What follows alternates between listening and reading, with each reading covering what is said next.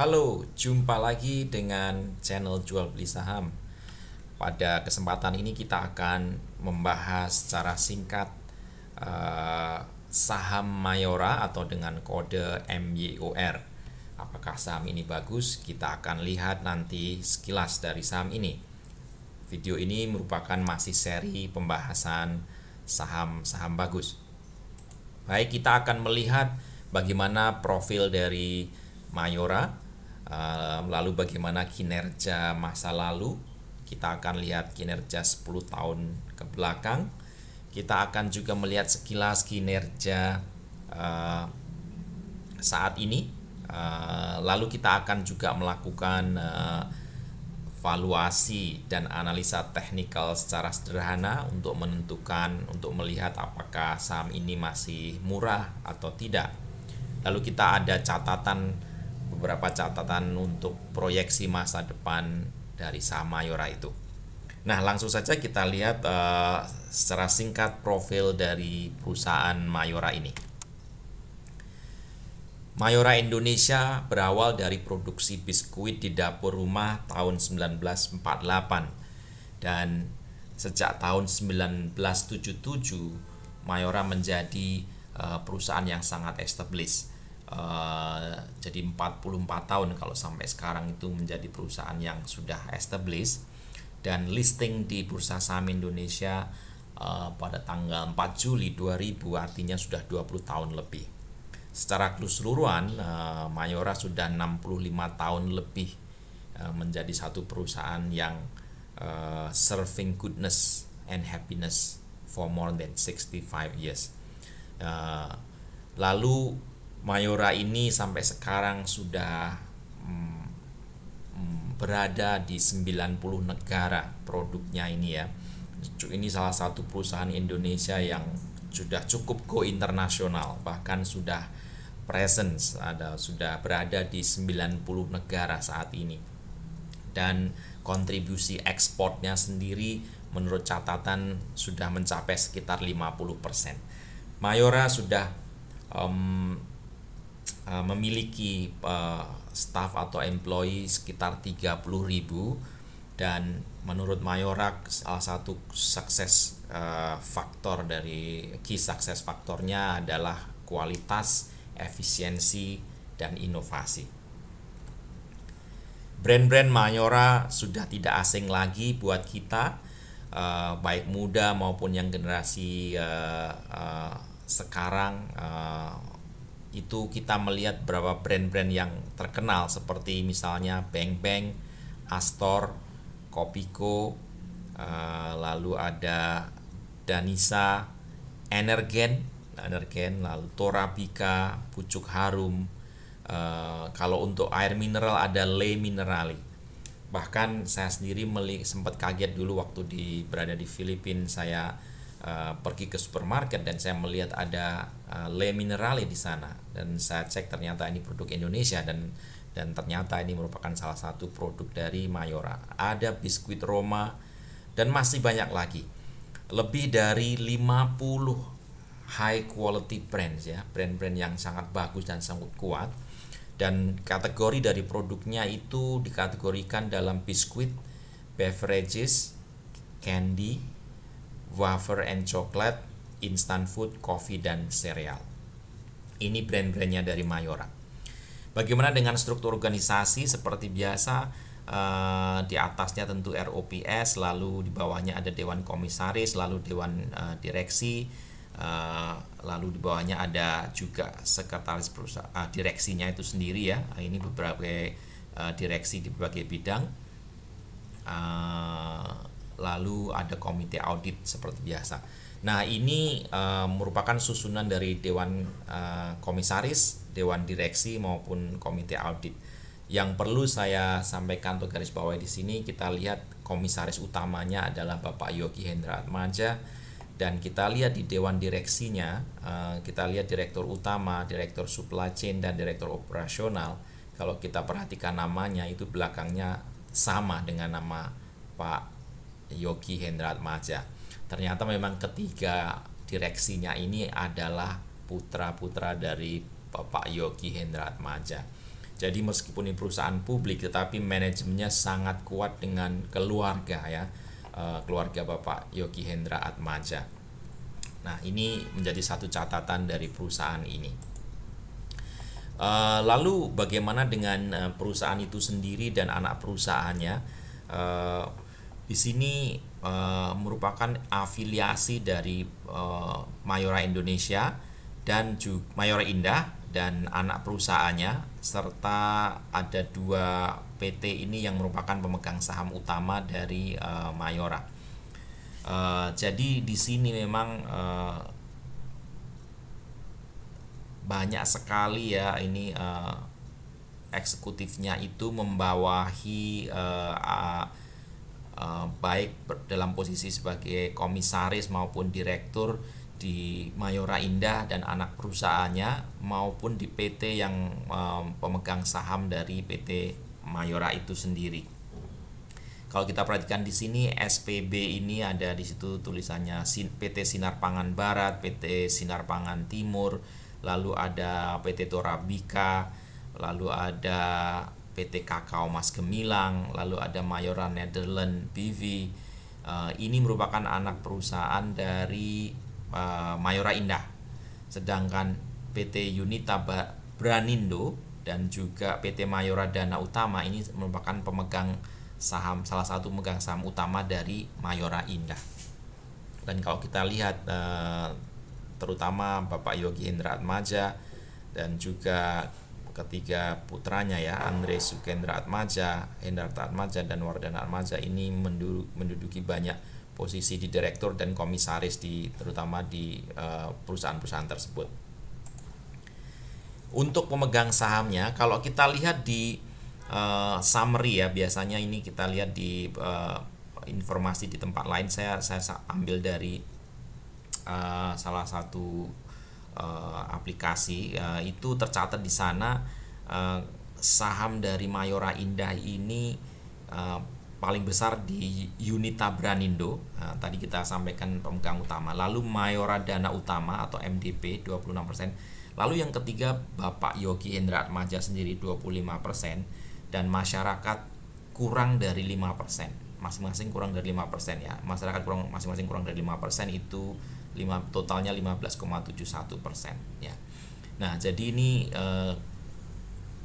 yang ketiga ini saham pengendali ya, shareholder pengendali ini Yunita Branindo, Mayora Dana Utama, dan Bapak Yogi Hendra Atmaja. Tapi kita coba lihat PT Yunita Branindo ini, kita lihat di sini Yunita Branindo.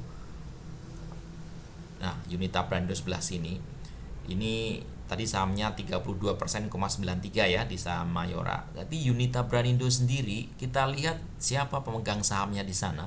Ada saham seri C itu JHA, saham seri B itu ada JHA, HA, GA, DA. Nah, kalau kita lihat singkatan ini, JHA adalah juga Bapak Yogi juga gitu. HA ini juga Bapak Hendarta juga, Pak Gunawan Atmaja. Jadi Yunita Branindo pemegang sahamnya sendiri juga keluarga Bapak Atmaja ya. Lalu yang kedua, Mayora Dana Utama itu memegang 26% dari Mayora Indah. Ini di dalamnya siapa? Sama juga saham seri B dan saham C itu pemegang sahamnya juga sama. Jadi meskipun ini kelihatan di sini 25% oleh Bapak Yogi Hendra Atmaja dan 32 dan 26% itu oleh PT ini, tapi PT ini pemegang saham utamanya adalah juga keluarga Bapak Yogi Hendra Atmaja. Ini sebagai catatan saja ya. Baik, lalu kita akan lihat kinerja masa lalu bagaimana. Kita ambil data 10 tahun ke belakang, kita lihat revenue-nya itu bertumbuh cukup bagus dari tahun 2010 sampai 2019, bahkan mencatatkan pertumbuhan annual compound annual ya, itu 14,48%. Terakhir revenue-nya itu di 25 triliun di tahun 2019 ya. 25 triliun cukup bagus. Net income sendiri juga mengalami pertumbuhan, kecuali 2014 sempat turun ya.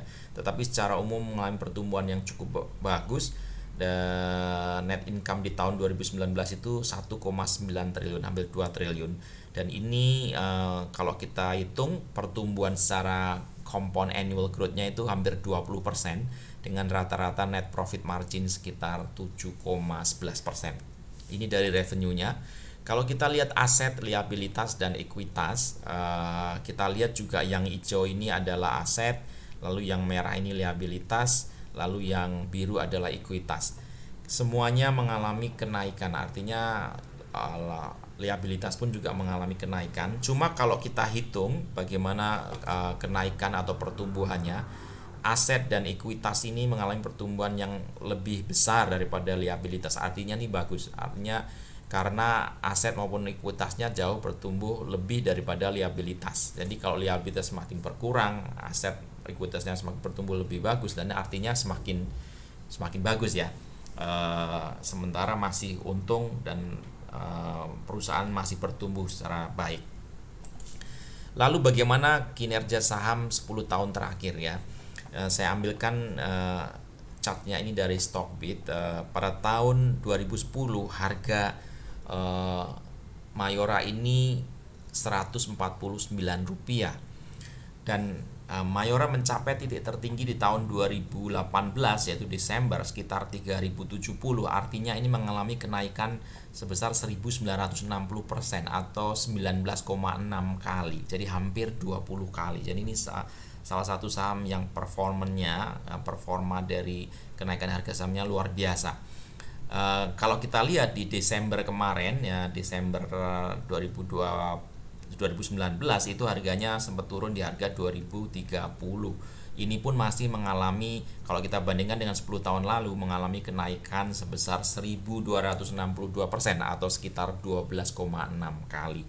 Salah satu performance yang terbaik di perusahaan di Indonesia ya untuk dari segi kenaikan harga sahamnya. Lalu mengenai dividen bagaimana?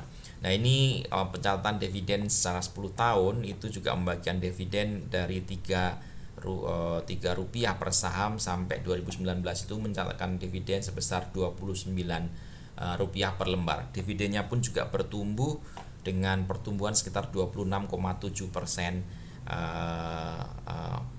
per tahun ya. Compounded annual growth-nya untuk dividen 26,7%.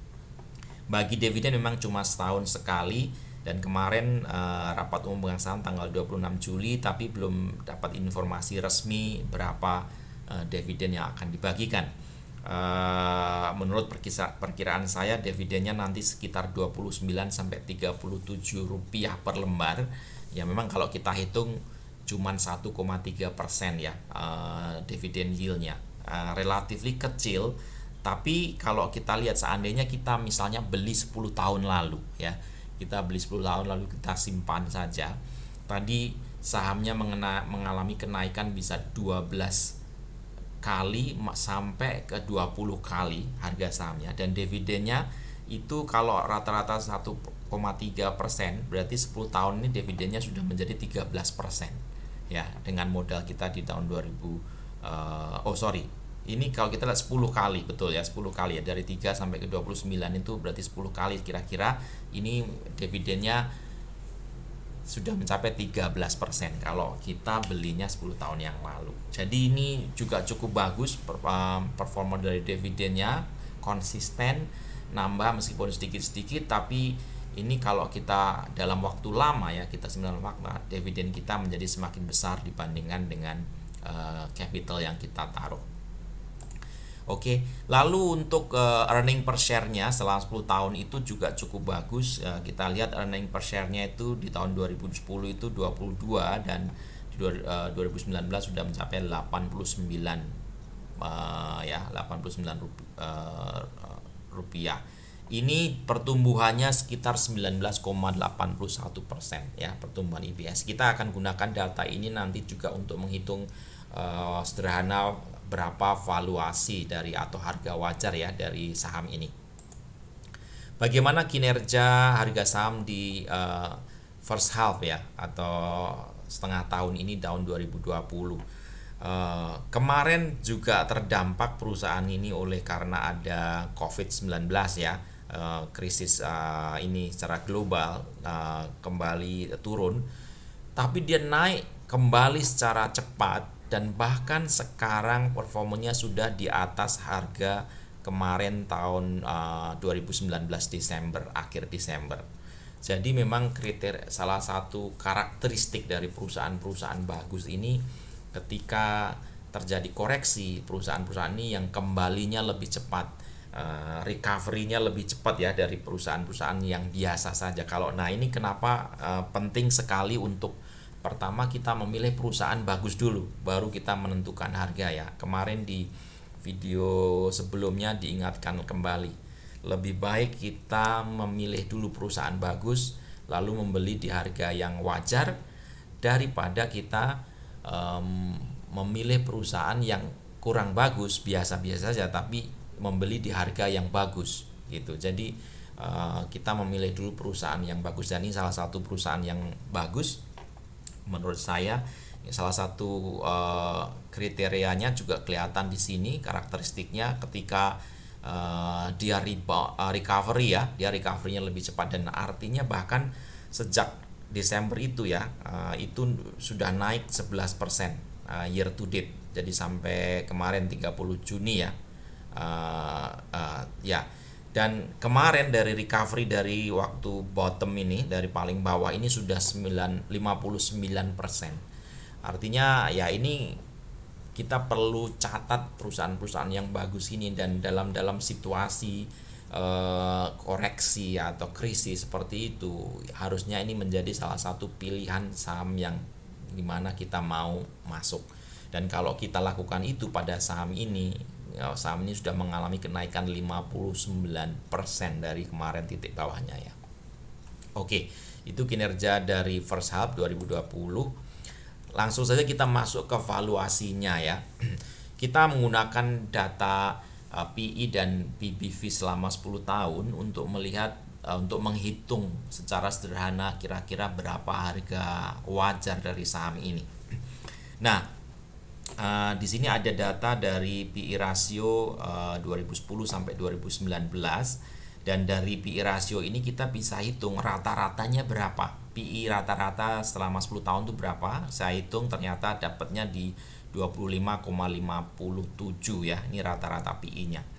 Lalu kita juga bisa hitung dengan menggunakan statistik ya, berapa minus 1 standar deviasi dari PE rata-rata ini. Kita hitung, kita dapatkan minus 1 standar deviasi PE ini jatuhnya di 16,85, dan minus 2 standar deviasi di 8,12.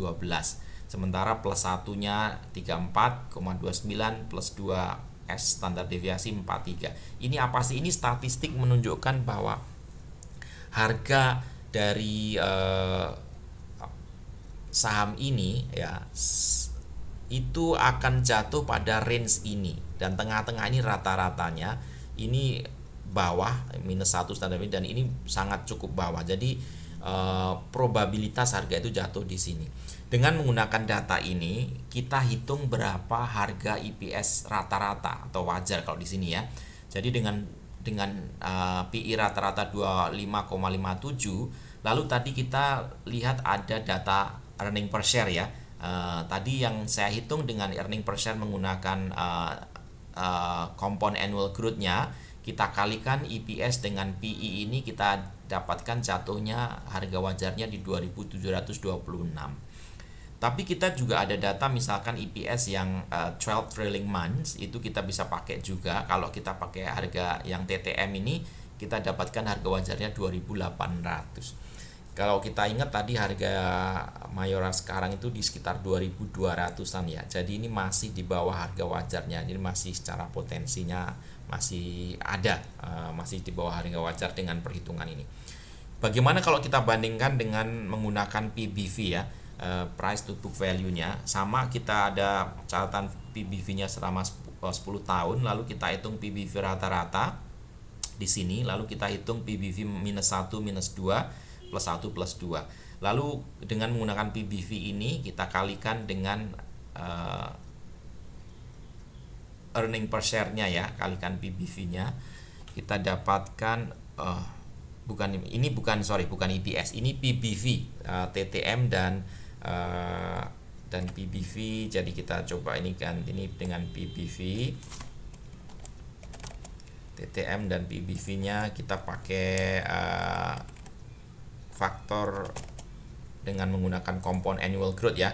Kita dapatkan nanti PBV-nya dengan menggunakan itu, kembali ke atas. Ya, ini harga wajarnya di 2460 sampai 2528. Masih ini di atas dari harga sekarang ya, 2200. Ini analisa yang pertama atau penghitungan harga wajar sahamnya dengan menggunakan PE maupun PBV ya. Kita lihat bagaimana dengan technical analisisnya juga, atau analisa teknikal secara sederhana juga. Kalau kita lihat analisa teknikalnya di sini harganya 2200. Tadi harga wajarnya sekitar 2400 sampai 2800 ya. 2400 sampai 2800. Nah, sampai di sini ya. Range-nya tuh di sini, masih harga wajarnya di sini. Tapi kalau kita lihat di technical analysis atau analisa teknikalnya, kita lihat di sini itu dekat dengan saya menggunakan dengan analisa dengan menggunakan Fibonacci ya. Itu dekat dengan level 50% Fibonacci di 2300, atau kalau di bawah itu 38% itu di 2100.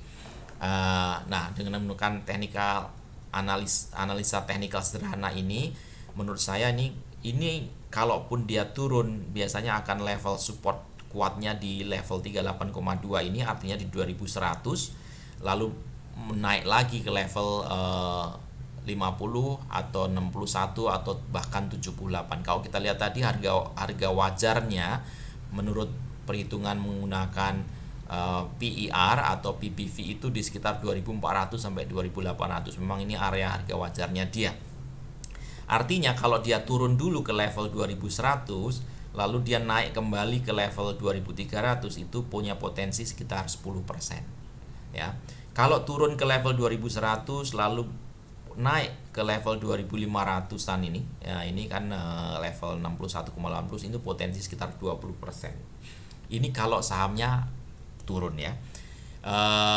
Kalau sahamnya nggak sempet turun karena memang ini saham bagus ya. Terus baru kemarin RUPS tapi hasilnya belum keluar, dan bahkan akan bagi dividen. Bisa saja dia nggak turun ya, dia langsung naik lagi. Kalau dia pun nggak sempet turun lalu naik ke level 2300, ini ada sekitar potensi 3%, dan kalau naiknya sampai ke level 2500-an itu 12%. Ini dalam analisa teknikal secara sederhana ya. Tentunya kita kalau mau beli bisa nyicil ya, karena di area sekarang ini, bahkan nanti kalau dia area kemungkinan turun sampai di level 2100-an. Nah, ini analisa teknikal secara sederhananya. Lalu untuk catatan jangka panjangnya bagaimana Mayora ini? Tadi kita udah lihat beberapa analisa fundamentalnya menunjukkan cukup bagus, bahkan sangat bagus menurut saya. Kita lihat tadi manajemennya itu memang punya satu hubungan keluarga yang kuat ya. Tentu ini plus minus, dan mereka rata-rata memang pengendali dari perusahaan ini gitu ya. Biasanya memang manajemen yang bagus, manajemen yang kuat ini akan terus membawa perusahaan ini menjadi perusahaan yang kuat dan bagus ya. Lalu produk-produknya sendiri tadi udah ada 50 brand lebih, dan beberapa brandnya itu memang sudah sangat kuat ya, cukup kuat. Jadi artinya penting sekali brand ini, memang ini cukup kuat ya. Lalu berikutnya perusahaan ini juga udah mulai ekspansi ke luar negerinya cukup banyak ya, bahkan sudah ada di 90 negara, dan besarnya ekspor itu sudah mencapai 50%, artinya ini cukup bagus.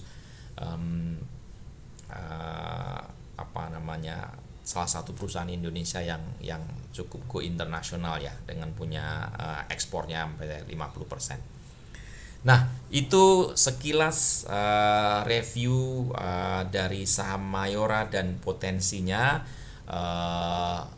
Terima kasih sudah mengikuti sampai di sini. Silahkan berikan komen di bawah kalau setuju dan kalau ini analisanya berguna, dan jangan lupa juga subscribe, like atau share untuk supaya ini boleh menjadi berguna buat teman-teman yang lain juga. Dan sampai di sini dulu, sampai bertemu di analisa saham berikutnya.